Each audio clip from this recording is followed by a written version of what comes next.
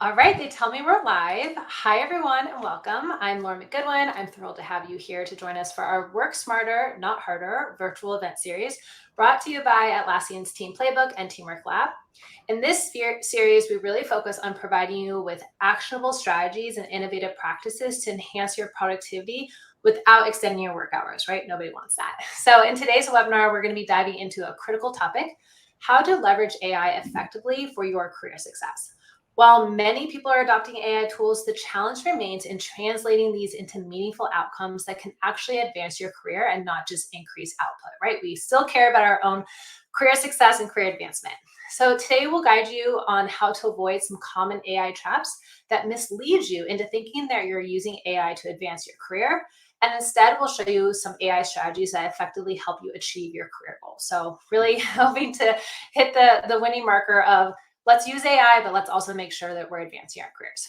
So joining us today tells me a few things. Number one, that you're ready to break free of thinking of AI just as a productivity hack. Number two, you are eager to use AI to make a real impact at work, but you aren't really sure how to do that or what that looks like. Don't worry, I was not either.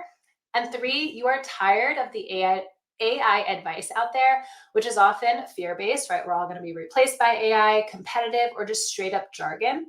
You are ready for advice and practical strategies you can implement today that are supported by actual science. So really good news, you're definitely in the right place if all of these things sound like you. So let's get started on transforming the way you work and think about AI. Next slide. So as we give people time to join the webinar, let's fire up the chat. We at Atlassian love a good would you rather. So tell us, would you rather work on a tedious spreadsheet for 10 hours straight or attend back-to-back virtual meetings with no breaks? So you can tell us in the chat, and then we'll go over some housekeeping items while you guys are writing in your answers. Plus, this is really good practice for you guys to get comfortable with the chat because this is a live webinar, which means that we welcome and encourage participation in the Q&A chat panel, which, if you didn't know, is in the upper right-hand side of your screen.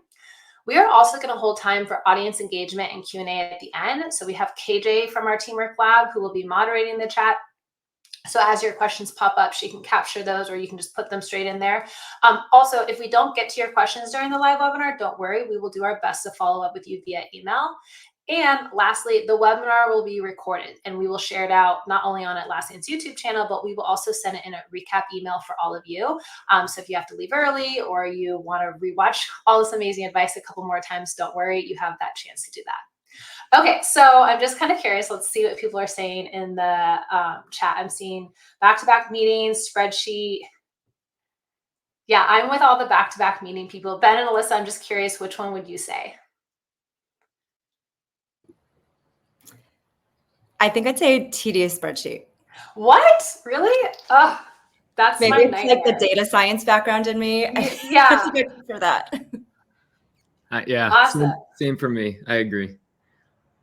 Wow, that is so okay. Well, it sounds like Susan Johnson, neither. Okay, that's a fair answer to just say neither. Well, amazing. So this is really fun that you guys are sharing what is the thing you're more annoyed with at work. But also now you all know how to use the chat, which is really great because you can, like I said, during this live webinar, chat with each other. And also you can ask questions and we'll be moderating it. Okay. Really fun. Let's go to the next slide because we do want to move on to some quick intros. So one more time, I'm Lauren McGowan. I'm your host and the Team Playbook Manager at Atlassian. If you're unfamiliar, the Team Playbook is a collection of research-backed exercises that we call plays. It's designed to help teams solve their biggest work challenges. So whether you're an Atlassian customer or not, our plays can help improve how you work and how your team works together. So I'll be sure to drop a link to the Team Playbook in the chat.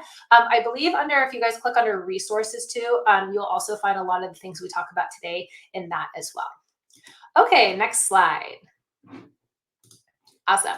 Okay, now we're going to get to know Team Playbook's favorite collaborator, Atlassian's Teamwork Lab. Specifically, we have two behavioral scientists from the lab joining us today. So Ben and Alyssa, can you guys introduce yourselves and tell us exactly what the Teamwork Lab does? Because it's so much more than just a cool name.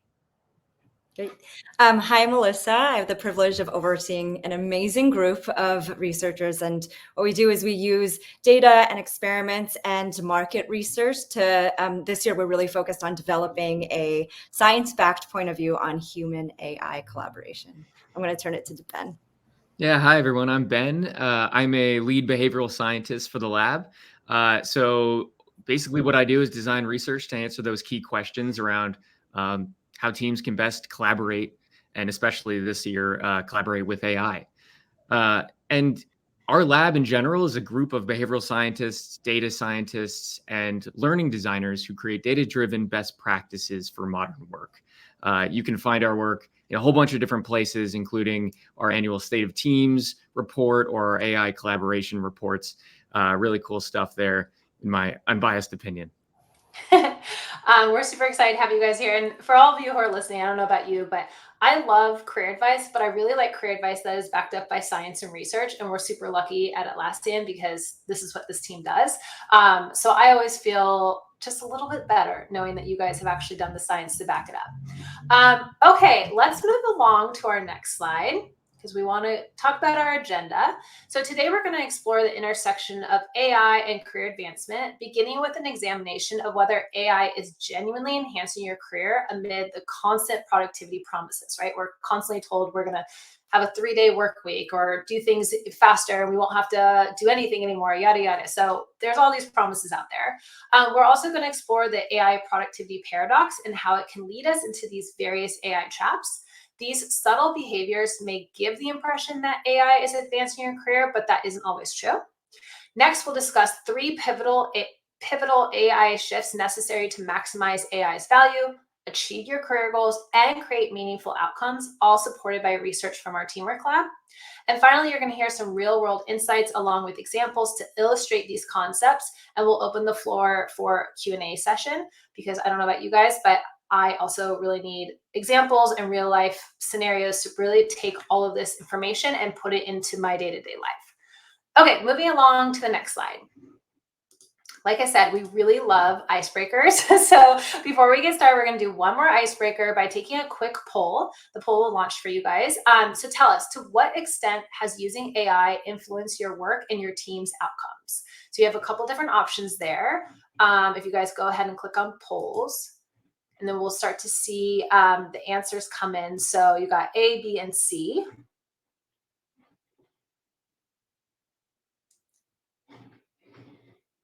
Let's see. So far B is winning, which is I see personal benefits from AI, but our team is still working on realizing broader impact. Awesome. Oh, wow. A and C are kind of neck and neck with each other. So keep filling that out because we're really interested to see just exactly how AI is coming up in your guys' workplaces. If you work today, I know AI is coming up in your workplace. So it's not kind of a, do you have AI? But of course you do. And how is it working for you? Okay, so the winner so far definitely seems to be B, which is I see personal benefits from AI, but our team is still working on realizing broader impact.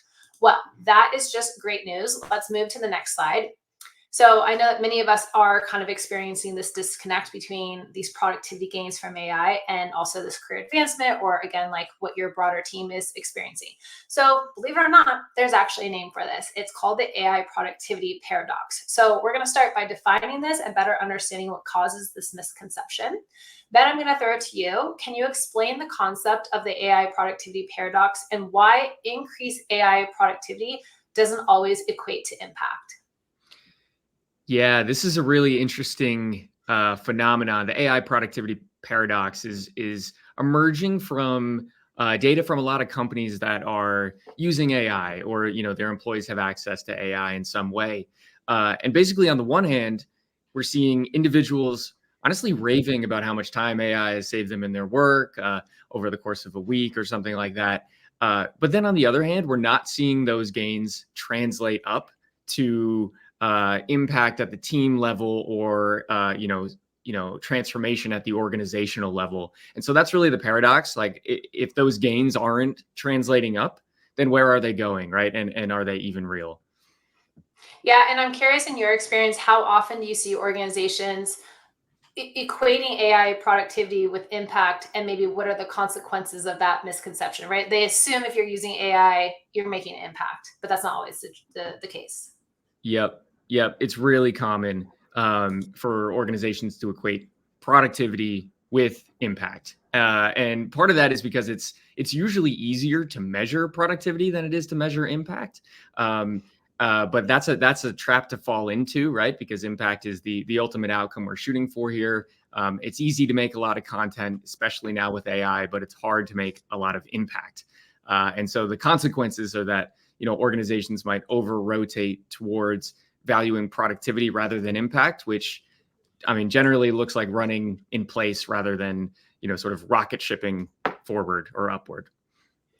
I'm curious, people can maybe mention in the chat, like, do you immediately kind of relate to this productivity versus impact conversation? For me, this really hits home because, I also think a lot of us are productivity obsessed. So it's sort of like, this badge of honor when you're really productive, but it comes down to this bigger question of like, well, what is the impact you're making? And I just know for me, when I'm asked about impact, it's like I freeze a little because I'm like, wait, I have to think about this. But if you were like, were you productive today? I'd be like, look at all my to-do list items that are checked off. So yeah, busy work versus adding value. I definitely relate to that. Okay, let's move to the next slide. So this next slide I love just because, like I said, I like science and research that backs things up. And it turns out the research also is supporting that we're experiencing a disconnect between AI-driven productivity and career advancement. So Alyssa, I'm going to give this to you, but given the statistic that only 2% of executives have seen transformative improvements due to AI, what do you believe are the underlying reasons for this gap? Yeah, I think that this stat is pretty shocking, even for our team. And I really think there's two main factors at play. So first, I think we can get better at defining what success with AI looks like, right? With AI, it's really tempting to equate ease and efficiency with good work. But I think real improvements come from actually using AI to boost things like creativity and decision-making and strategic problem solving. I kind of see the reality is I don't think that AI is the star of the show. I think humans are. So if you're using AI right now to save time, that's great. But I think the next step is kind of to reinvest that time and find ways to use AI to unlock or showcase your uniquely human strengths. So I think that's the first one. And then the second one, AI isn't just a tech tool. It's an entire transformation, right? So even if everyone becomes a really skilled AI expert, the impact's going to be limited if you don't have clear use cases or shared systems or integrated workflow. And these are all team challenges that require a lot of coordination. So it's going to take some time to get it right. And I actually think this is exactly where we should be. So ChatGPT and this new wave of AI, it's still new. And so I think it makes a lot of sense that we're trying to figure out how to use it as individuals and, what its capabilities are. But I think for step two, it's really figuring out how we can scale this to our careers, to our teams, to our organizations. So yeah, it's a really exciting time.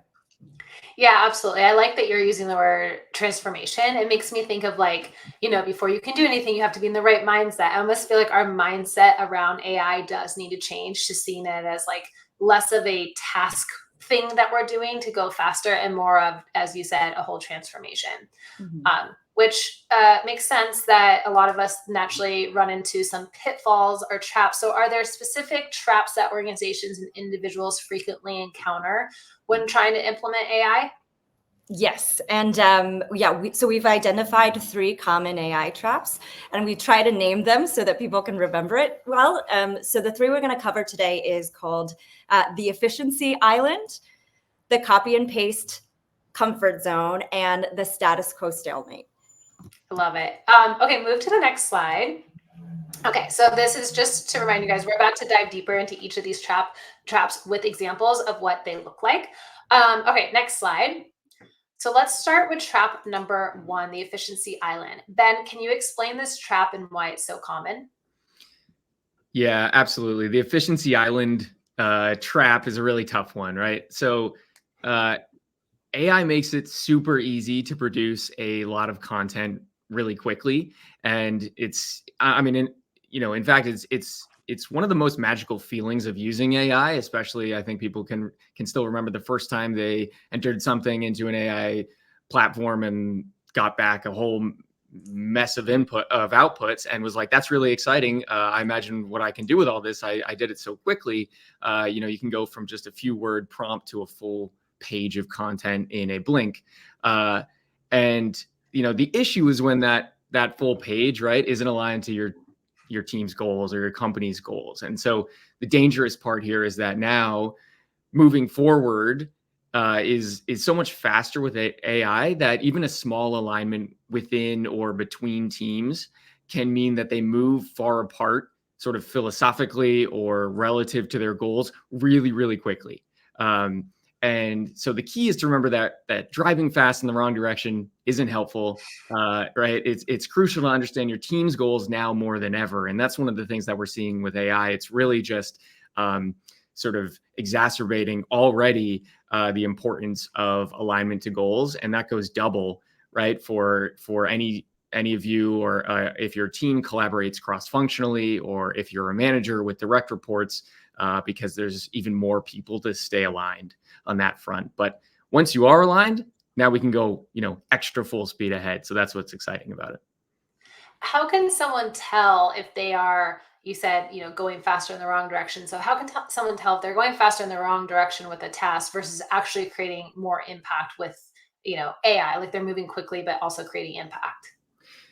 Yeah, it's really that alignment to goals. And I think there are a number of ways to do this, including having those goals present, up to date, and accessible at all times. There's also cool ways to create AI agents, right, that are trained on those goals themselves, so they can help tailor work to those specific areas.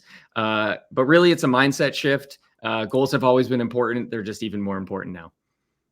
Yeah, and I mean, this is not a webinar about goals. We'll probably have to do one, but goals are also one of those things where people usually set them and forget it. I'd be curious in the chat, you guys can let us know, like, how often do you think about your goals? Like after you set them, do you check in on a regular basis or not? Because I would imagine that also can influence, if you're going in the right direction or not. So very interesting. While people answer that, I want to move on to the next trap. So trap number 2, which is the copy paste comfort zone. So Alyssa, explain this trap and why it's so common. Yeah. So the copy and paste comfort zone, super easy to fall into. And this is when people kind of go on autopilot, right? They're copy and pasting answers from AI without really pausing or reflecting on the output. And in our global survey of knowledge workers, what we found was 42% of the respondents admitted to not checking AI's answers for accuracy, right? So and I think the reason why it's so common is because when there's a lot of pressure nowadays to work really quickly, so we have more content and information than ever, and AI makes it really easy to synthesize these insights. But then second, we have a tendency of giving AI the work that we don't want to do, right? The boring tasks or the repetitive tasks or the hard tasks. But yeah, this can be really problematic. Yeah, I'm guilty of this. I have definitely copy and pasted something directly. And out of, to your point of like, I need to get this done so I can move into the next thing. So it's almost like using AI has made me like more impatient, have more urgency, but that just like exacerbates the problem. So I'm absolutely guilty of that as well. What's the risk of leaning too heavily on AI for routine work? Like, I don't know, customer responses or just anything that's really routine that you're doing without adding the human perspective to it? Yeah. So first, we know that AI can hallucinate, right? So if your output is inaccurate, right, you're potentially acting on false information or you're putting your own reputation at risk. But I actually think that the bigger risk here is that you're missing out on opportunities, again, to do what humans do best, right? Creativity, problem solving, systems thinking, decision making. And there's a lot of conversation right now that over relying on AI is going to make skills atrophy over time, right? But I think if you're using AI the right way, you should be thinking more, not less. So right now, I know people are using AI mostly for chat or automation, but I'd love to see more people in the future using AI for brainstorming or soliciting feedback back on existing work or playing devil's advocate, because I think these ways of using AI will make you better and kind of deepen those uniquely human capabilities. Absolutely. That's a really good point. If you're using AI correctly, your skills are getting stronger and you're probably developing new skills and more skills. Love that. Okay, let's move on to AI trap number 3. So next slide. Okay, so this is the status quo stalemate. Ben, explain what this trap is and why it's so common. Yeah, look, inertia is a really powerful force. The status quo, the way we've always done things. When we've been doing something one way, it can be really difficult to break out of that way of doing things, and sometimes it can be even difficult to even take in as much information from the environment or consider as many alternatives to different processes or solutions that we've already arrived at. And so that's kind of where this trap comes in, where the efficiency can sometimes reduce innovation, right? Because optimization doesn't really allow much room for exploration and actually finding some of those cool new areas that have an even higher ceiling than the one you're at right now. Mhm. Why do you think efficiency can sometimes lead to complacency rather than innovation? Because that feels like an oxymoron. Yeah, yeah. It's moving fast is a goal that is often in contrast to being finding new creative ideas. And so one of like the many goals of our labs is to try to find ways that teams and individuals can balance those two, that kind of explore versus exploit, as we like to use in the literature terms, balance those so that we can get both efficiency, but not at the expense of new and cool ideas. Yeah, we want to keep the new and cool ideas. Amazing. Let's move to the next slide. So at this point, we've just walked through the 3 biggest traps that people fall into with AI. And as you've seen, they can really limit your career advancement, right? Like you saw the examples on the slides. If you're doing these things, to Ben's last point, like you might not be coming up with new ideas, which is maybe something you also want to do at work. So I would almost say like there's a risk with career advancement, but also with like engagement on the job as well. And the good news is that each of these traps does have a way out. So we're going to shift gears to talk about 3 practical strategies you can use to avoid these pitfalls and unlock the real potential of AI in your work. And if nothing else, you can just keep these in mind as like a gut check when you are using AI. Like for me, after this presentation, I'm like, oh yeah, I need to be thinking about when I'm working on something with AI, is it related to the impact of my goals? And so just sort of creating some new habits and routines. All right, so let's move to the next slide. So our first tip is align individual AI use with team goals. So Alyssa, I'm going to throw this to you, but can you explain the importance of this tip and share an example of what it looks like when AI is used in this way and that it does support your team goals?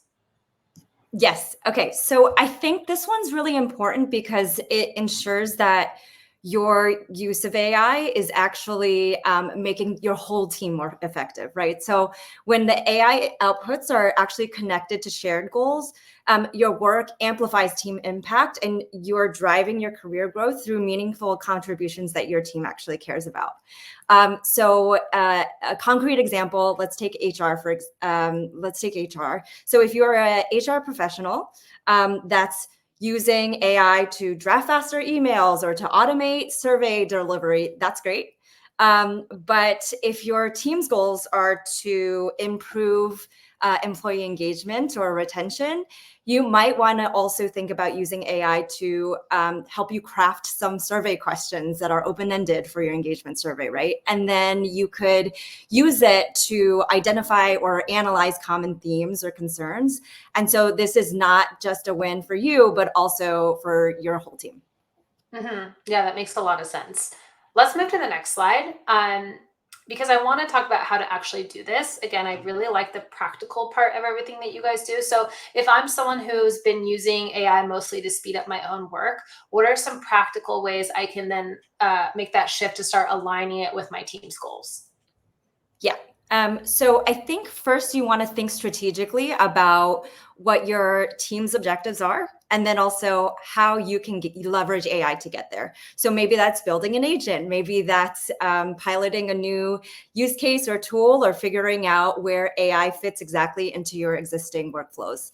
And then secondly, I think we really could use a lot to get organizational context faster with AI. So let's say you're working on a new project and you want to make sure you're not duplicating work. You want to find out who the subject matter experts are, but you don't know where to start. So you can think of AI as your most connected teammate in your network. So you can ask it for the right information to set you up well for the project.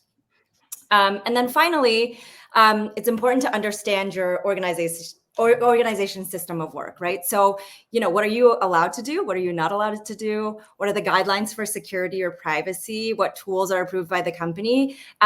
We are finding that companies, to the earlier slide, with clear policies are experiencing greater gains when people are feeling more confident. So, they're really more likely to experiment with AI when they are clear about the policies. So it's important to seek that information out.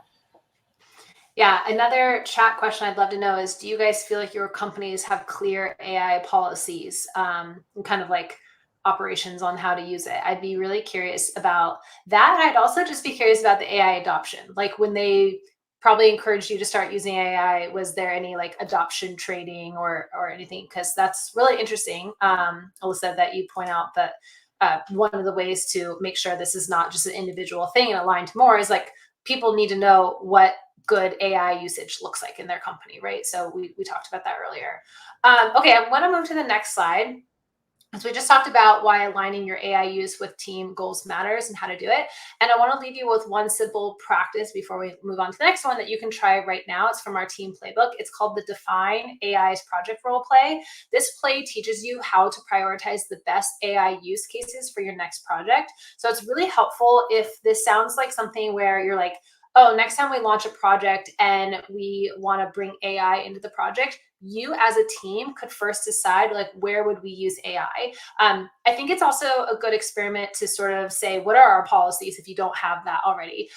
So want to mention this is something that you and your team can run. It has step-by-step instructions on how to do it. So we really have laid it out. It's something that we use ourselves at Atlassian.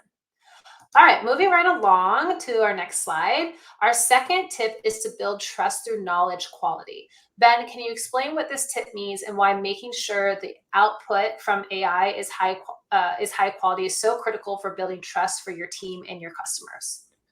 Absolutely. So AI-powered search is one of the most immediately useful aspects of AI today. I think as soon as it's implemented at an organization, people usually find value in it because it holds the pretty immense potential to get you rich context on almost any topic within your organization in seconds, which allows you to show up prepared and informed in your work. But you've probably come across this saying by now, garbage in, garbage out, right? And so if the knowledge that your AI is drawing from and using to produce its outputs is low quality, and low quality could mean a lot of things. It could mean the information is out of date, it's just incorrect, it's locked down, and so not accessible. If any of those things are true, then the search is going to be far less useful, right? And it might even be detrimental if it's based on incorrect assumptions or something like that. And so it's very crucial to ensure that AI has access to the best possible information, like sources of truth across products. Those are the foundation for context. This makes me think of like one of my favorite ways to use AI is instead of waiting for a teammate to Slack them or ask them, you can ask AI and you kind of don't have to break your flow of work. But now I see the problem is like if you got the wrong information and you continue working on the wrong thing, your flow is going to get broken anyways. So that is really interesting to think about just when I think about one of the ways I use AI, I'm like, I love that I don't have to wait for the other person to be there. But yes, I am reliant on making sure that that information is up to date and accurate. Let's move to the next slide. Because like I said, this makes a lot of sense, but I'm curious, Ben, if somebody wants to make sure they're not generating faster, not just like faster, but they're also creating higher quality work with AI, what are a few practical ways that they can do it? So I think one of the key mindset shifts that's really valuable here is if uh, individuals, but also organizations start to think of their knowledge as a product, something they produce, and AI as the consumer of that product. So the knowledge we produce is consumed by AI, and then other employees use AI to get access to that information. And when we think of it through that lens, it's more clear what types of outcomes we should be looking for and the types of things that knowledge champions could be doing. You can always be on the lookout for times when key knowledge or information is locked down and not accessible to certain people, or stuck in a meeting that isn't recorded, or in a DM between colleagues, and that can't be accessed by the rest of the team. And so when you use AI in your organization and come across outdated information, you could flag it to owners to update or replace with the actual source of truth. And slowly over time, these more modern online ways of working and ways of managing knowledge are going to compound in value, right? And AI is going to be further and further enhanced, and soon AI search will be really hyper valuable in getting that context that you need with a base level of trust. Mm-hmm. So it's almost like you want to be the person who's also putting accurate content out there and thinking about the quality of what you're putting. For example, at Atlassian, we have lots of pages in Confluence, and I've noticed that people are doing a much better job at like saying this is a finalized version, this is like a work in progress, this is a rough draft. Sometimes they'll even say like this is not done yet, and I do feel like that's kind of what you're talking about, right? Like with quality of the knowledge you're putting out there. Yeah, absolutely. I think those tagging practices is a great one, so that folks know when they're looking at a page whether it's under review, if it's verified, and they can use that as a base level truth to move on. Yeah, that's great. Let's move to the next slide. So we just covered why knowledge quality matters in some ways to strengthen it. And to make this even more practical, we do have a play called the AI teammate play. This play can show you how to build an agent who this specific agent that you could build could have access to trusted knowledge sources, enabling you to be more productive while also maintaining quality. So I did this when I was helping create this play. I kind of tested it out, and you can literally tell the agent like only pull information from these quality sources, so that then as you're using the agent to help you, you know it's not going to accidentally pull from something that is a rough draft or is from 5 years ago. So I think that's really cool, especially if anybody is thinking about creating agents. I thought it was very intimidating at first, and then I did one and I was like, oh, that was one of those things where it was way worse on paper than it was in real life. So some hopefully inspiration for anybody listening. All right, let's move to our third tip, which is to lead cross-team AI collaboration. So Alyssa, let's talk about this one, because AI often gets used in silos, one person or one team experimenting on their own way. Someone actually put something about that in the chat. So why is it so important to move beyond that and actually lead cross-team collaboration when it comes to AI? Yeah. So this is really common in our data. We find that it's typically easier to coordinate within your own team than across teams, right? In your own team, you have a shared set of norms and values and goals. And then when you talk to other teams, it's like, it can oftentimes feel like you're learning a foreign language.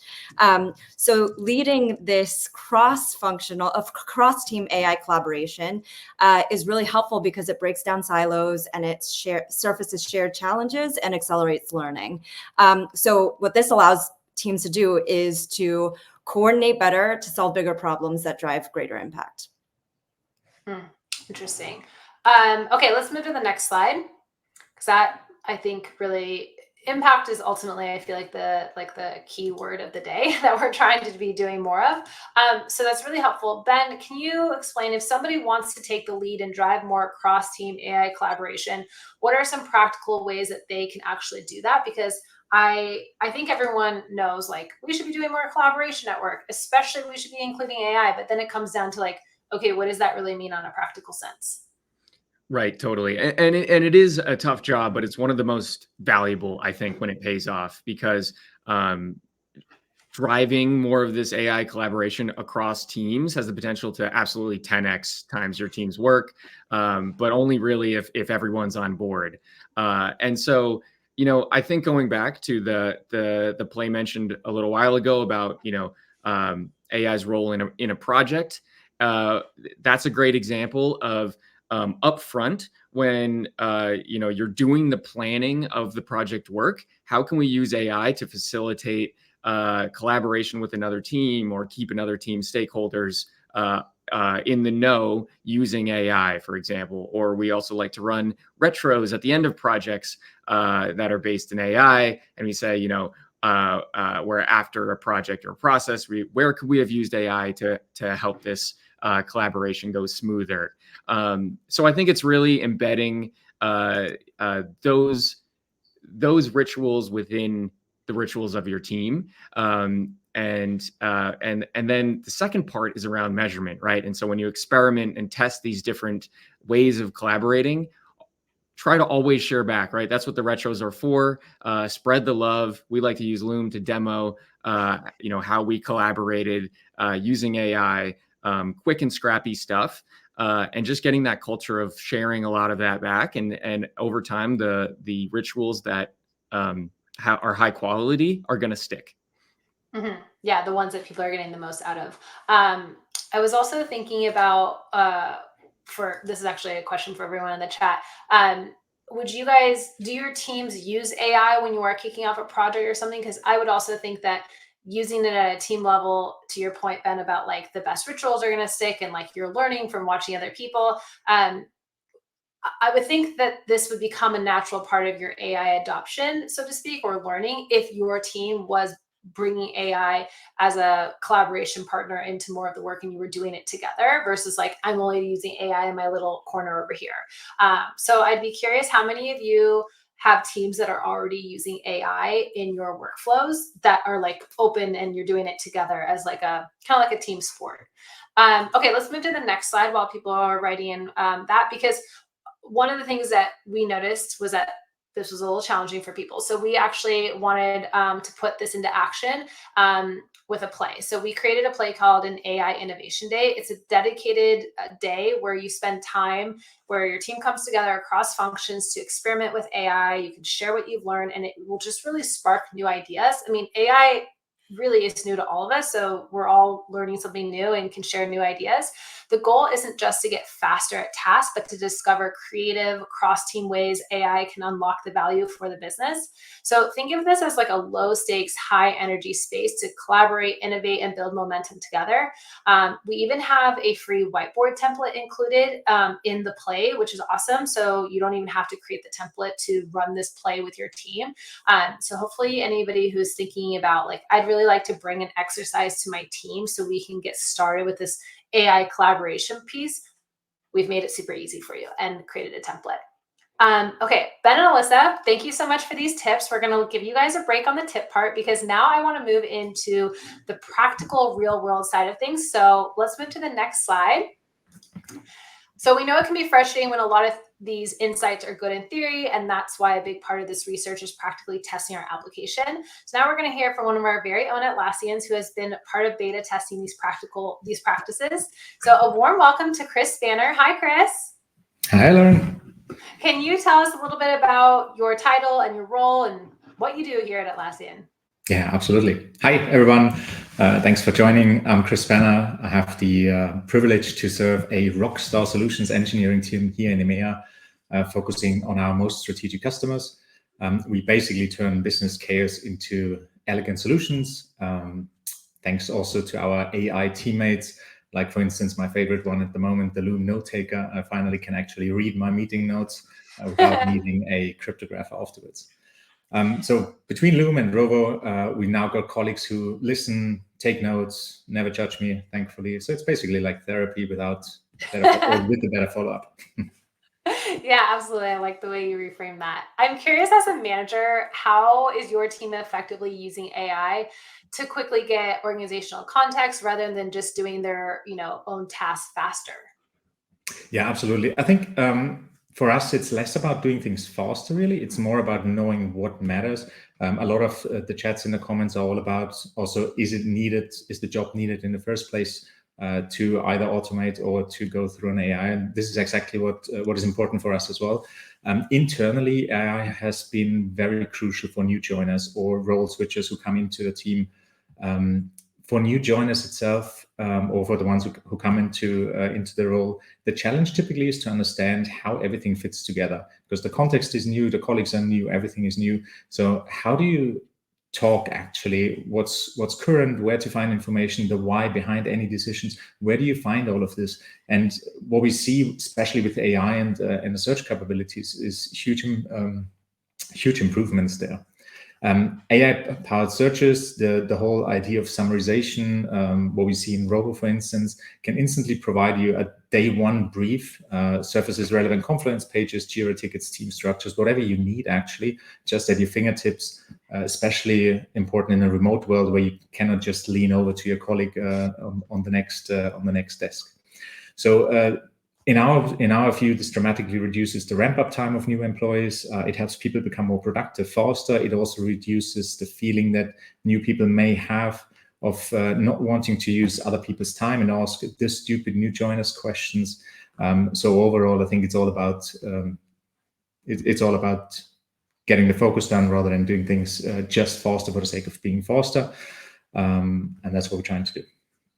As someone who's like relatively new to Atlassian, I can say all of this is very true, because when you first join somewhere, you are overwhelmed with like all the new technology and all the thing you're trying to understand. And someone asked, like, when you're using AI instead of talking to your colleague, is that like replacing the collaboration? It's like, I don't think of like me asking them like, where's the page for this thing, as a way to replace collaboration. It's more like, maybe I already asked them something and now I'm not going to ask them where that page is because I don't want to annoy them, right? And so AI, I feel like, is to your point, it's a place for therapy, it's a place to ask stupid questions.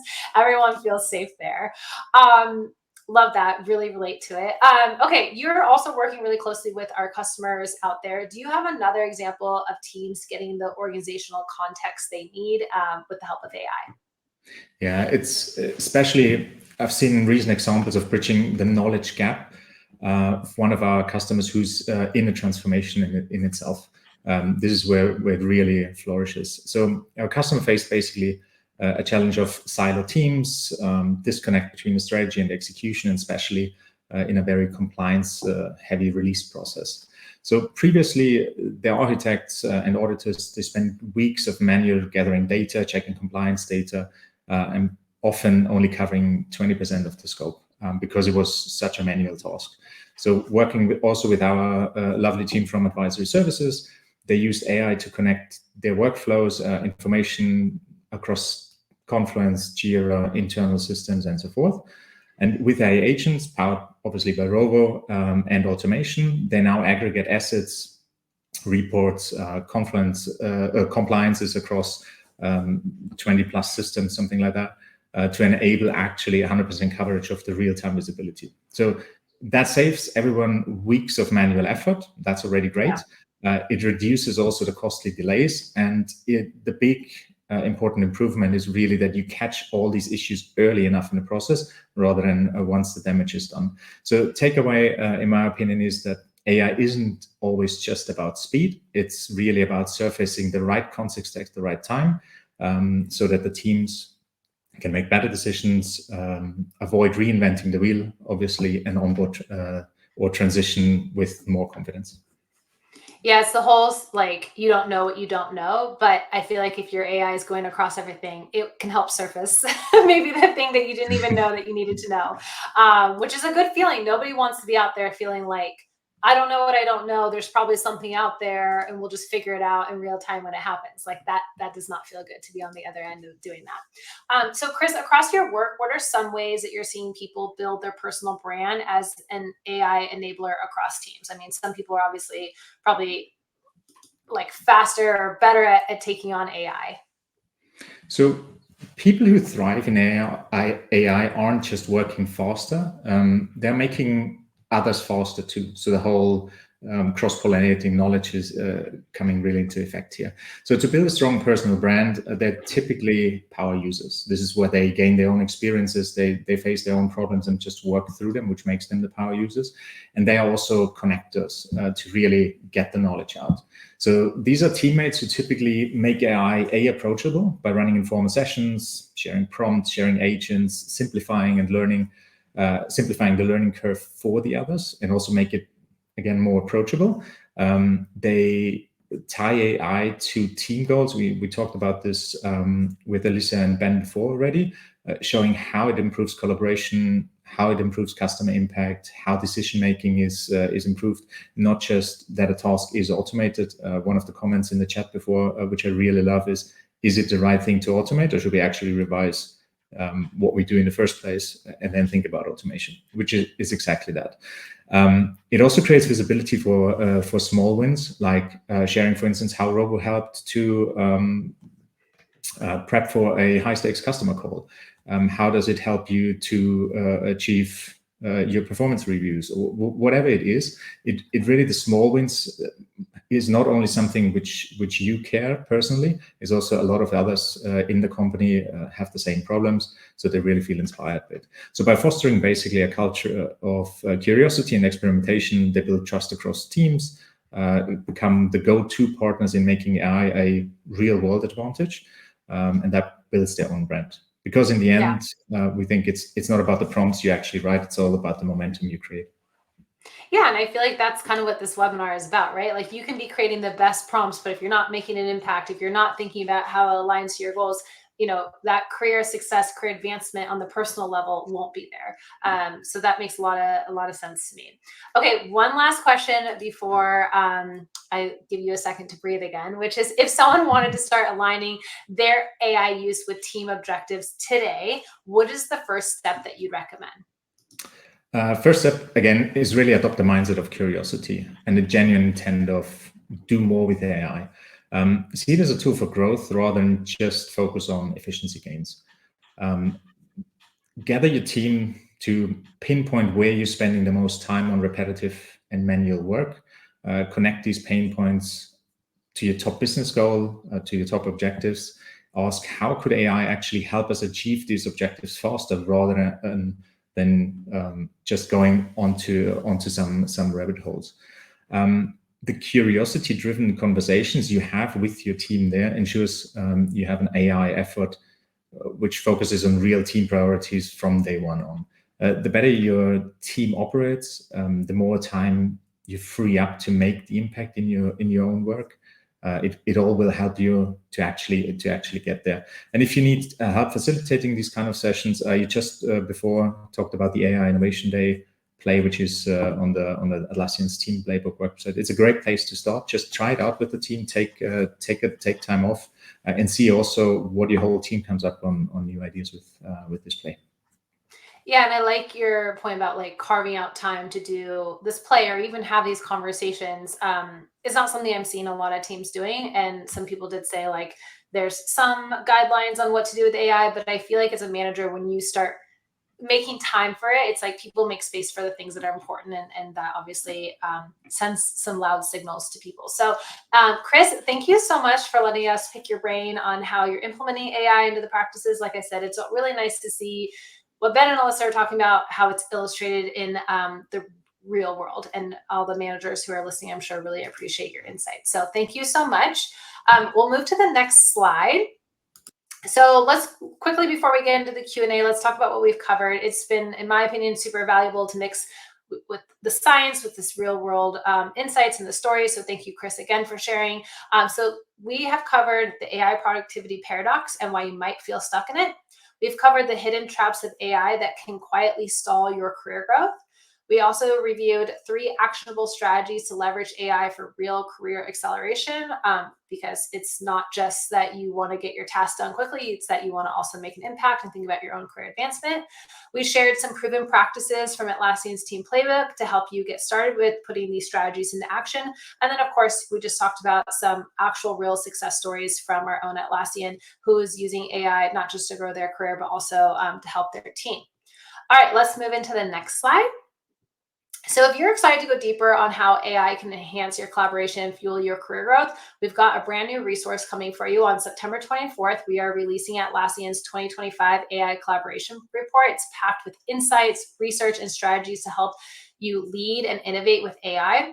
Alongside the report, you'll also get access to a free quiz to discover what type of AI collaborator you are. So it's a fun, practical way to understand your strengths and where you can grow. And don't worry, if you miss anything today, we'll also be sending out a replay of this webinar once it's ready. We'll also email all of you when the AI collaboration report is out, so you don't even have to worry about that for September 24th. So keep your eye on your inbox for both the replay and the details of how to access the report and the quiz. And now we're going to move into the Q&A session. So I'm going to get off screen and let KJ take over. Hey, everyone. Thank you so much for the great questions, and thank you for the great chat. It's giving me life. So I'm going to go through them in order. There's a really great one that Yvonne asked a little while ago, and I'm going to throw this one to you, Ben. And the question from Yvonne is, does overusing AI or using AI badly mean that people don't spend time in the productive struggle? Yeah, this is a fascinating question. I think,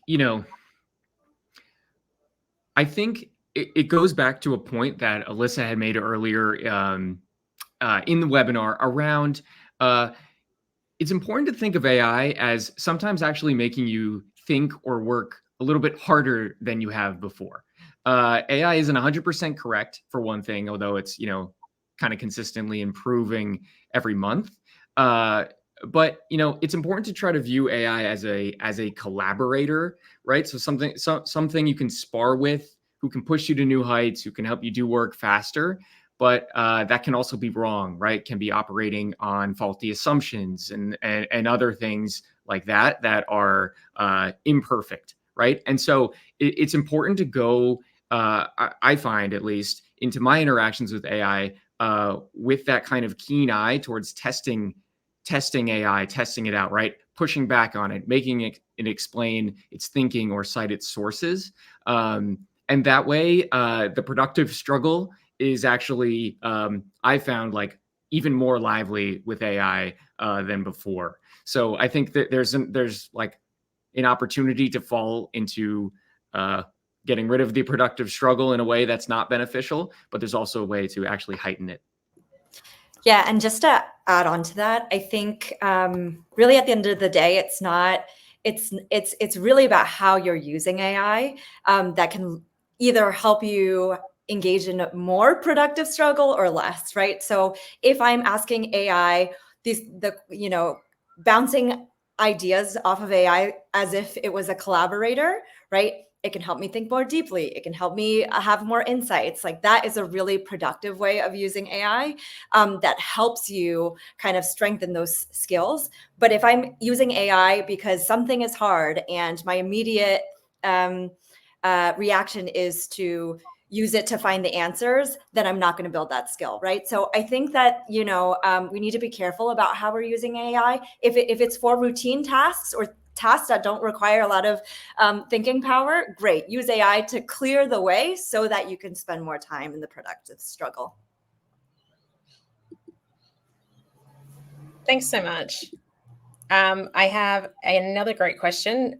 This one's from George. Are users putting too much blind trust in the AI output? I might throw that one to you, Ben.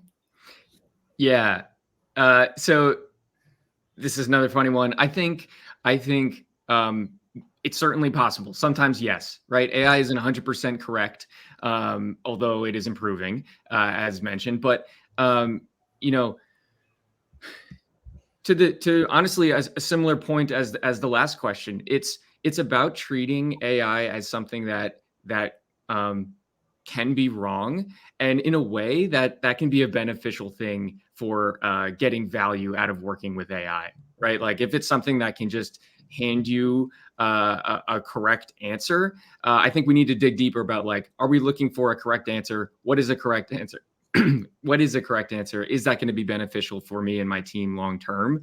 And so I think blind trust is rarely going to be the best method, to take going forward, whether it's AI or any sort of other format that comes along. Yeah, and to add on to that, in our global research, we found that executives really think that critical thinking and judgment are among the most important skills to be developing in this AI era, right? So our ability to sniff out what is actually good AI output and bad AI output becomes increasingly important. So, yes, you're going to get an output from AI, but kind of act as an investigator, do your own research. If something seems wrong, try to lean into that and see if it's right or not, and redirect AI, right? So I think there's too many people who are treating AI's first output as, tried and true. But if you question it, if you redirect them slightly, give it more context, it tends to give better output. So I think, we can learn a lot in fine tuning our own judgment kind of during this era. Love that. That's really great. Okay, next question is another one from George. So gold star to George. I am actually going to ask you, Chris, to pop back on camera, because I think this is one that you could answer, because you're definitely on the ground with this one. George asks, has Atlassian used AI to recommend Jira project board structures with a given set of business requirements, number, and types of resources and timeline? Hey, George, thanks for the question. Yes, we do. So we do use AI to associate features, for instance, to your projects, to focus on project structures, tasks breakdown, and so forth. I'm not sure if you saw on our website, there's an interesting article on how to utilize AI for project management. It goes a bit into this direction, so highly suggest to also start there. Otherwise, if you have more detailed questions, feel free to reach out on LinkedIn or the usual channels, and then we talk about it more. But we do, and also implement more and more into these capabilities. Awesome. Thank you so much. We have time for one really quick one. I'll throw this to you, Ben, because I know this is a great. I think Jennifer's question was a little bit rhetorical, but it's a really good discussion point. Is if we're expanding bullet points to a report with AI, and then the recipient is using AI to summarize it, did the report have any value? Yeah, this is hilarious. And it definitely, like, sometimes can feel that way. Like the workflow is just like AI talking to AI for AI's sake. But I think it's actually a really interesting question. Like the sort of the undertones here are really fascinating, because it's actually, I think the idea is more about communication quality than it is even about, AI, right? It's like, did the bullet points need to be expanded to the report if they're just going to be smushed back down into bullet points, right? And then, like, we can learn something about how communication is best and how it flows best across people by these sort of absurd, strange weaving paths we've stumbled into with these technologies. But it's really a theme, right, that keeps coming up, is like AI is exasperating these really old problems that have always existed, but they're coming to the surface. Things like the importance of goals and the importance of clear communication. And so I think it's really fascinating that and great that people are like pointing out these topics.